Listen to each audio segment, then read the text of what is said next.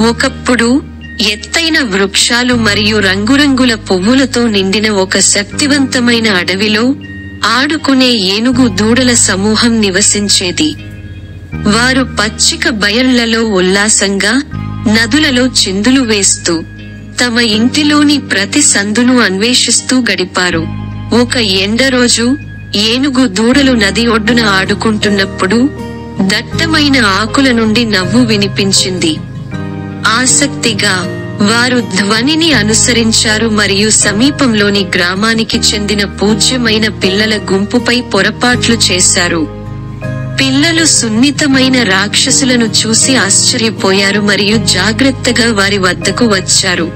మొదట ఏనుగు దూడలు సంకోచించాయి, కానీ పిల్లలు ఎటువంటి హాని చేయలేదని వారు వెంటనే గ్రహించారు. ఆనంద బాకాలతో వారు తమ కొత్త స్నేహితులను పలకరించారు, మరియు చాలా కాలం ముందు వారి మధ్య ఒక అందమైన స్నేహం వికసించింది. ప్రతిరోజు పిల్లలు తమ ఏనుగు స్నేహితుల కోసం పండ్ల బుట్టలు మరియు ఇంట్లో తయారు చేసిన విందులను తీసుకుని అడవిని సందర్శిస్తారు. ప్రతిఫలంగా ఏనుగు దూడలు వాటికి తమ దృఢమైన వీపుపై సవారీలు ఇస్తూ, ఆటలు ఆడుతూ కలిసి అడవిలోని అద్భుతాలను అన్వేషిస్తాయి. వారి స్నేహం పిల్లలు మరియు ఏనుగు దూడలకు ఆనందాన్ని కలిగించింది మరియు త్వరలోనే అవి విడదీయరానివిగా మారాయి. వారు కథలు, నవ్వులు మరియు అంతులేని సాహసాలను పంచుకున్నారు. జీవితకాలం కొనసాగే బంధాన్ని ఏర్పరచుకున్నారు. కానీ ఒక రోజు అకస్మాత్తుగా తుఫాను అడవి గుండా కొట్టుకుపోయింది, గందరగోళం మరియు విధ్వంసం కలిగించింది. పిల్లలు తమ ఏనుగు స్నేహితుల నుండి విడిపోయారు. ఉగ్రమైన తుఫాను మధ్యలో ఓడిపోయారు మరియు భయపడ్డారు. తమ చురుకైన ఇంద్రియాలతో ఏనుగు దూడలు తమ స్నేహితుల కోసం అవిశ్రాంతంగా వెతుకుతున్నాయి. తుఫానును ధైర్యంగా మరియు దారిలో ఉన్న అడ్డంకులను అధిగమించాయి.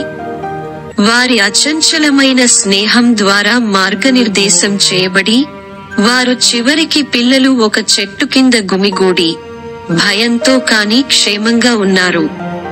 సున్నితమైన ట్రంక్లు మరియు ఓదార్పునిచ్చే గర్జనలతో ఏనుగు దూడలు తమ స్నేహితులకు భరోసా ఇచ్చి వారిని సురక్షితంగా నడిపించాయి. నిజమైన స్నేహానికి హద్దులు లేవని, ఎలాంటి తుఫానునైనా తట్టుకుని నిలబడగలవని గ్రహించినందున ఆ రోజు నుండి వారి బంధం మరింత బలపడింది. కాబట్టి మాయా జంగిల్ నడిబొడ్డున పూజ్యమైన పిల్లలు మరియు సున్నితమైన ఏనుగు దూడలు ఎప్పటికీ సంతోషంగా జీవించాయి.